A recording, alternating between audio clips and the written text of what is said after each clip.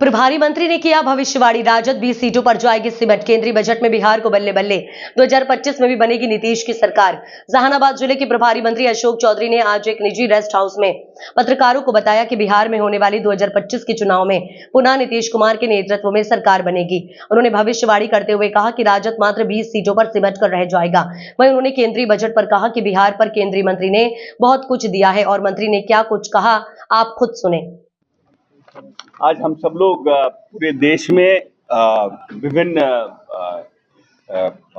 अलग अलग एनडीए के लोगों के द्वारा बजट को लेकर के जो दिग्भ्रमित किया जा रहा है लोगों को, उसके लिए हर जगह संगोष्ठी और प्रेस कॉन्फ्रेंस के माध्यम से अपनी बात को रखने का हम लोग एनडीए के लोग काम कर रहे हैं। आज उसी क्रम में हम जहानाबाद आए हैं।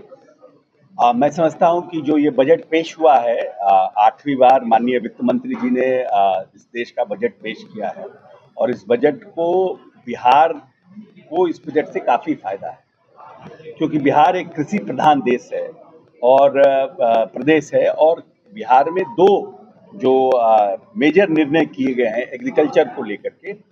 एक तो मखाना बोर्ड का गठन, तो मखाना आज की डेट में पूरी दुनिया में एक वंडर्स फूड में आ रहा है, जिसमें कि लेस फैट है और प्रोटीन और उसमें कैल्शियम बहुत है। तो पूरी दुनिया में अब डिमांड जो है मखाना का बढ़ रहा है और हमारे यहाँ मखाना के एक्सपोर्ट्स भी काफ़ी हो रहा है। तो उसकी क्वालिटी को हम कैसे इंक्रीज करें, उसके यील्ड को हम और कैसे इंक्रीज कर सकते हैं और बेस्ट प्रोडक्शन इंटरनेशनल मार्केट में हम कैसे भेज सकते हैं, उसके लिए मखाना बोर्ड जो है आने वाले समय में एक बड़ा मील का पत्थर साबित होगा। दूसरा सबसे बड़ा निर्णय है कि फूड प्रोसेसिंग के सेक्टर में, क्योंकि हम यहाँ पर लीची भी एक्सपोर्ट करते हैं, हम आम भी एक्सपोर्ट करते हैं, नॉट ओनली इंटरनेशनली बट कि देश के अंदर भी हमारे यहाँ बहुत से प्रोडक्ट है। हमारे यहाँ हल्दी जो है, ऑर्गेनिक हल्दी, ये हमारे फार्मास्यूटिकल्स कंपनियां लेती हैं।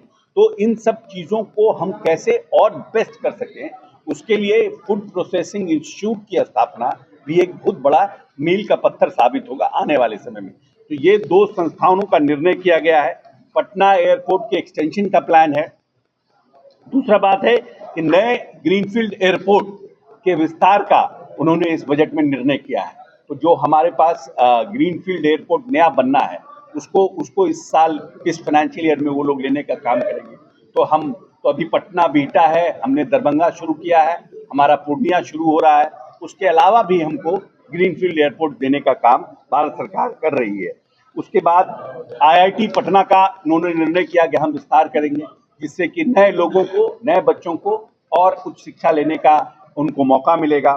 शिक्षा के क्षेत्र, सिंचाई के क्षेत्र में सबसे बड़ा निर्णय है कि कोसी के लिए कोसी नहर परियोजना को वित्तीय सहायता देने का निर्णय किया है। उससे लगभग 50 हेक्टेयर जो जमीन है उसको हम सिंचित कर पाएंगे इस योजना से। जो कोसी की बाढ़ में जो इलाका डूब जाता था, जो इलाका खराब हो जाता था, जहां बालू आ जाता था, वहां पर हम 50,000 हेक्टेयर को अधिक कृषि भूमि को डेवलप कर पाएंगे। तो जिससे कि हमारा प्रोडक्शन, जो स्टेट का एग्रीकल्चर प्रोडक्शन है, वो निश्चित रूप से इंक्रीज करेगा।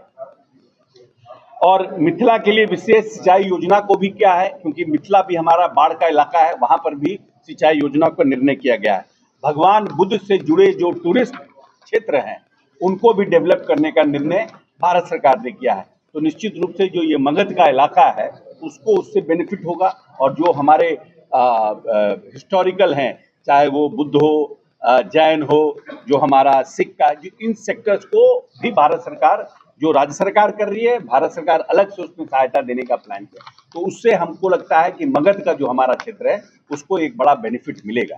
और हम समझते हैं कि जिस तरह से प्रगति यात्रा के माध्यम से माननीय नेता ने अभी गंगा के ऊपर जो उन्होंने भ्रमण किया था फर्स्ट और सेकंड फेज में, तो उसमें उन्होंने लगभग 20,000 करोड़ का बजट उन्होंने सैंक्शन किया था कैबिनेट से उस प्रगति यात्रा के फर्स्ट फेज में। जो हमारा सेकंड फेज हो रहा है, जो पूरा मगध का, पटना से लेकर के, नवादा से लेकर के, वो वहाँ तक आपको यूपी बॉर्डर तक, कैमूर रोहतास तक का, और आज नेता का पटना में खत्म हो रहा है। तो ये भी जो है बहुत बड़ा अब 25 को कैबिनेट होगा। इस कैबिनेट में इन सब की घोषणा जितनी भी हुई है, चाहे वो जहानाबाद में हो, गया में हो, इस पूरे मगध का इलाके में उस योजनाओं को पास किया जाएगा। अब बहुत शीघ्र माननीय नेता इन सब के शिलान्यास के लिए भी सब जगह जाएंगे। मैं समझता हूँ कि ये जो साल है ये बिहार के मूलभूत संरचनाओं को लेकर एक मजबूत साल होगा। और अभी हम लोगों ने लगभग 20,000 करोड़ का पूरे सड़कों का उन्नयन का और सुदृढ़ीकरण का निर्णय किया है, जिसको माननीय नेता ने अप्रूवल किया था। एक नया योजना की शुरुआत की है और 9 साल से जो मुख्यमंत्री सेतु योजना बंद पड़ी थी उसको भी शुरू करने का निर्णय किया है। तो सड़क में 194 सड़क जहानाबाद में लिया गया है जो 326 किलोमीटर है टोटल।